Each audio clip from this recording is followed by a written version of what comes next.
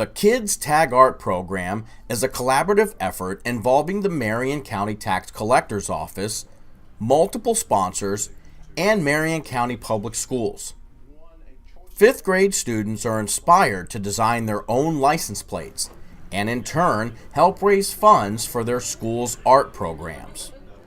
It is our honor to work with Steve Hall from the George Albright Tax Collector's Office.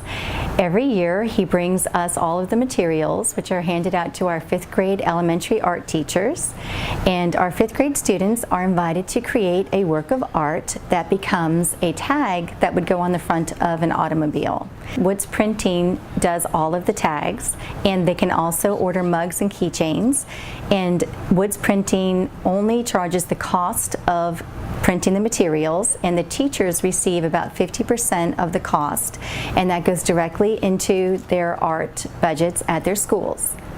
Not only is it a great project for the kids to do, to participate in, but it's also extremely beneficial to all of our art programs and our community ties. Not only does every school receive 50% of profits from sales, but there is money in the sponsorships as well. This year we have about $17,000 that will go to the Public Education Foundation, and all of those funds will be divided amongst the participating schools. So even if you just participated, you would be receiving some money back for your art program. So STEAM is a take on STEM, but we've added arts. So it's science, technology, engineering, arts, and mathematics. So we're incorporating many of the components that we have here. Today is STEAMspirations. It's similar to a career day. We have many people here from different fields, and we really try to focus on the STEAM careers. So we have a forensic scientist here from Marion County Sheriff's Office. We have engineers here. We have architects here. So it's pretty amazing. We have a lot of people here on campus today. Our population is very diverse, and we wanted to be able to expose our students to many of the careers that are out there that they don't necessarily have knowledge on. The kids are super engaged. The questions have been amazing. I've been in several of the sessions that I've visited. The kids are asking questions, and you can tell that they're engaged just by their demeanor, the way that they're behaving in the classrooms, which is they're just super engaged, and they're excited to see the presenters. I talked to a student a few moments ago, and she said that she had a cruise director in her classroom, and that was really cool. She thought that was super exciting because she's never been on a cruise, so she didn't know what that really entailed. So just that entertainment piece that came in there was really cool. She was excited about it. Coats for Kids is a coat closet that started here at the Public Education Foundation, and we stock this room with coats in sizes pre-K through seniors in high school. And the idea of it is for any Marion County Public School employee to be able to come down and choose a coat for a student in need. As we know, there are some mornings where it's in the 30s or 40s when kids are outside waiting to catch that school bus or walking or riding their bike to school, and we want them to be warm, we want them to be comfortable, we want them to be encouraged to attend school that day and not stay home because it's cold, and we want them to know that people have cared enough about them to provide them with that warm coat. It's been evolving and growing every year, both through the amount of requests that we are receiving. Last year we gave out over 350 coats and jackets, and it's also growing through the community support. We have lots of clubs and service organizations at our high schools that support Coats for Kids. Mojo Grill and Catering Company did a coat drive for us. We've gotten great retailers to provide us with coats, and for those that come in gently used and need to be dry cleaned, Wayne's Dry Cleaning provides the dry cleaning to us free of charge. Well, I recently, this year, wrote a grant for the Laura Bush Foundation. It's a Laura Bush Foundation grant for $2,500, and I was able to purchase several books, and part of the grant is that we do a publicity event, a public event.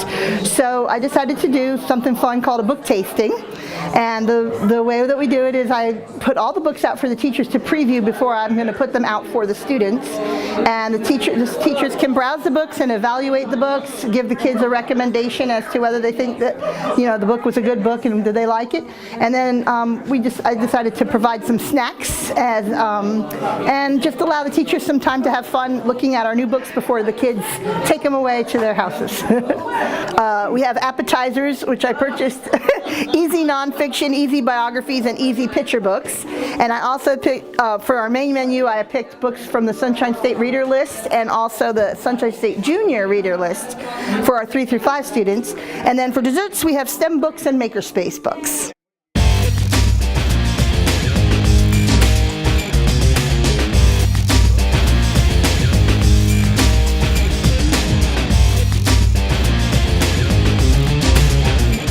The S'mores Man has been hard at work training for this weekend's Sneakers and S'mores 5K. It's a part of our annual Classic Weekend to raise money for Take Stock in Children. In addition to the 5K, Saturday morning, we also have the Memorial, a 2-day competitive golf tournament, both Saturday and Sunday. And then Monday, Martin Luther King Day, the Moot Thomas Scramble will actually have 2 tee times.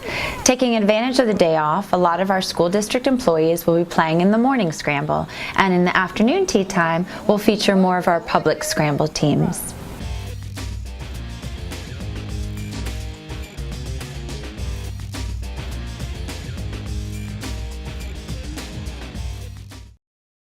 We're adding the sport of girls beach volleyball to programs at all 7 high schools. It came about through our athletic directors ultimately deciding it would be a great fit for our programs. I think we feel like with the sport of volleyball in general and going back to the indoor program, it's been probably, if not lately, our most successful sport. It's very close to it. We've produced some extremely high quality programs through our 7 high schools, and that compete at a very high level. And we certainly have a lot of students that are very interested in the sport of volleyball, period. Beach volleyball is, as we found out, the #1 growing NCAA sport in the country.